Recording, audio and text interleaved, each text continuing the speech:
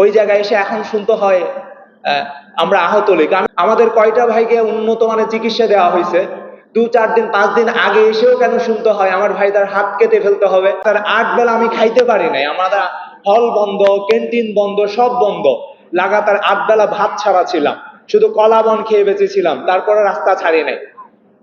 আর এখন এসে আমাদেরকে না ভাই ঠিকঠাক মতো যদি বলি, ঠিকঠাক মতো আমরা চিকিৎসাটুকু আসলে যতটুকু পাইছি আলহামদুলিল্লাহ, তার চেয়েও বেটার পাওয়া হয়তো আমাদের কপালে ছিল না দেখে পাই নাই।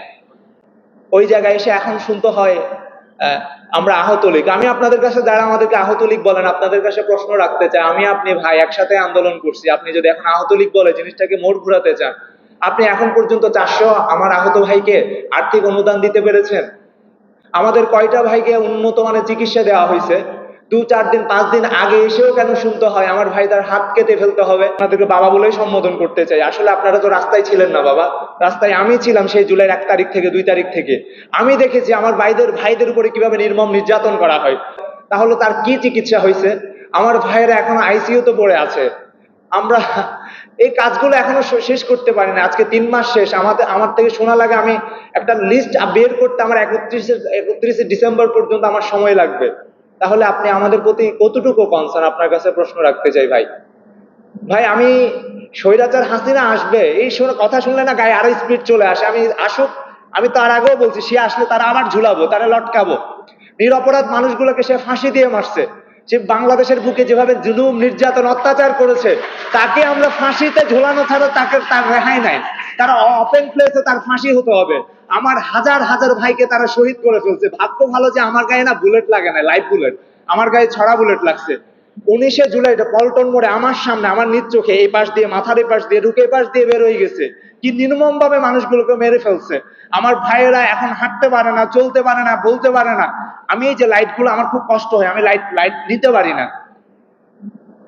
আর এখন কিছু আমি ওনাদেরকে বাবা বলেই সম্বোধন করতে চাই। আসলে আপনারা তো রাস্তায় ছিলেন না বাবা, রাস্তায় আমি ছিলাম সেই জুলাইয়ের 1 তারিখ থেকে 2 তারিখ থেকে। আমি দেখেছি আমার ভাইদের উপরে কিভাবে নির্মম নির্যাতন করা হয়। সর্বপ্রথম যখন ছাত্রলীগ আমাদের ঢাকার টিএসসিতে আক্রমণ করে 15 তারিখে, 15 জুলাই, আমার ডান হাত 3 দিনের মতো অবশ ছিল। কই তখন তো আপনি আমাকে দেখতে আসেন নাই, কই তখন তো আমাদের ভাইগুলোকে দেখতে আসেন নাই। আপনারা বলছেন আমাদের সাথে কোটা আন্দোলনের সাথে কোনো সম্পৃক্ততা নাই।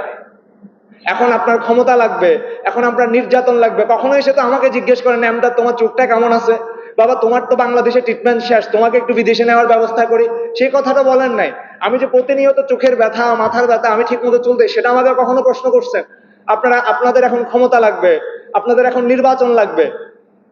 কই আপনারা তো সংগ্রাম করে গেছেন, আমরা তো দেখিয়ে দিছি জিনিসটা, আমরা এই স্বৈরাচারকে হটাই। আমি এলোমেলো কথা বলতেছি, আসলে এভাবে বলা উচিত ছিল না।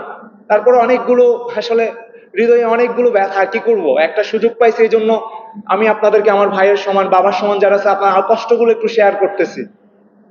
আর আমরা একটা সুন্দর সুস্থ বাংলাদেশ দেখতে চাই, হাহাকার মুক্ত একটা বাংলাদেশ দেখতে চাই, স্বাধীনতা যে ঘোষণাপত্রে উল্লেখ ছিল সাম্য, মানবিক মর্যাদা, সামাজিক ন্যায় বিচারের একটা বাংলাদেশ দেখতে চাই।